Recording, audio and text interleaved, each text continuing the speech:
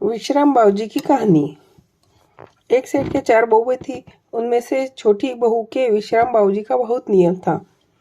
उठती तो विश्राम बाबूजी, बैठती तो विश्राम बाबूजी। जो काम करती उसी में सारा दिन विश्राम लेती जाती और काम करती जाती। सारा दिन विश्राम विश्राम तो सभी देराने जेठानियाँ उससे जलने लगी कि काम तो कुछ करती नहीं, सारा दिन कामचोर विश्राम बाबूजी का नाम लेके बैठ जाती है। ऐसे करते बहुत दिन बीत गए। त्योहारों के दिन आए। चारों देरानी जेठानियाँ पीली लेने गई। सबने मिट्टी खोदी और तगारे भर के उठा लिए।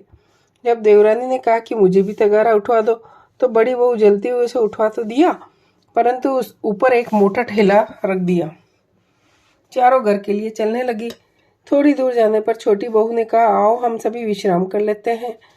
तो सभी कहने लगी, विश्राम जी की बहन, तू विश्राम करना, घर में बहुत सारा काम है, हम सभी तो जा रहे हैं। वह तो वहीं टोकरा नीचे रखकर बैठ गई और विश्राम करने लगी। जब वह उठी तो टोकरा उससे नहीं उठा। अकेले ही जंगल में घबराने लगी, रोने लगी और विश्राम बाबूजी से प्रार्थना करी कि हे विश्राम बाबूजी, मैंने सच्चे मन से आपकी पूजा करी हो तो मेरी रक्षा करना। इतने में विश्राम बाबूजी 21 वर्ष के हट्टे कट्टे जवान पुरुष बन के आए। तो बहू बेचारी डर गई और कहने लगी, आप कौन है? तब वह बोले कि मैं तो विश्राम बाबूजी हूँ।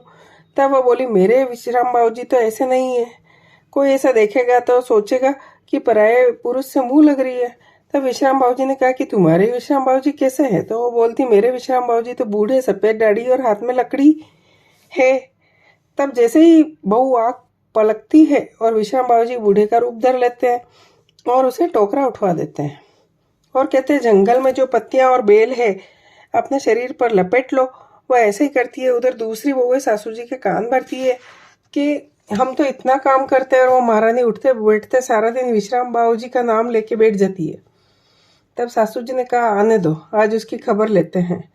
सासू जी दरवाजे पर खड़े हो गए और उसने जैसे ही सामने बहू आई तो सासू जी चक्कर खाकर गिर पड़े कि बहू तो शरीर पर गहनों से लदी है। वह चुपचाप टोकरा ले जाकर एक कोने में खाली कर देती है। तो अगले दिन क्या देखती है, कोना तो हीरे मोती से भरा पड़ा है और जो मोटा ढेला था वह बालक बन गया। सासू जी उससे पूछती है कि ये सब क्या है? तब वह कहती है कि मुझे तो विश्राम बाबूजी ने दिया। तब दूसरी बहू सासू जी से कहती है, हम भी नियम लेंगे। सासू जी कहते हैं कि जाने को नहीं देते, अनजाने को देते हैं। नियम ले तो लिया, पर याद रहता तो पाल लेती और नहीं याद रहता तो नहीं पालती। वो वापस वही त्योहार के दिन आए, वो भी पीली के टोकरे भर कर लाती है, ऊपर से मोटे मोटे ढेले खुद ही रखवा लेती है। रास्ते में आकर जल्दी जल्दी विश्राम किया नहीं किया और जोर जोर से बोलने लगती है कि चिल्लाने लगती है, जंगल में हमारी कोई रक्षा करो। तो विश्राम बाबूजी आते हैं, उनको भी वो टोकरी उठवा देते हैं और उन्हें भी कहते हैं कि तुम अपने शरीर पर पत्ते और बेल लपेट लो, जितनी लपेट सकते हो।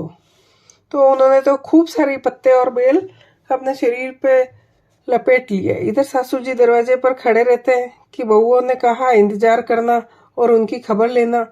तो सासू जी उनको देखकर मूर्छित हो जाते हैं कि बहू, ये शरीर पर क्या लपेट के लाई हो? ये तो सब सांप बिच्छू लग रहे हैं। और जो टोकरे कोने में लाकर डाले वो अगले दिन पहाड़ के पहाड़ हो गए। तब सासू जी और दूसरी बहू छोटी बहू के पाँव पड़ने लगते हैं और कहने लगते हैं, तू ही तेरी माया को समेट।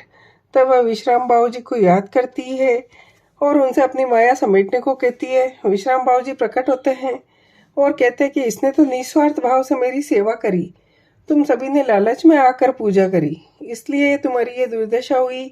हे विश्राम बाबूजी, छोटी बहू को दिया वैसा सबको देना।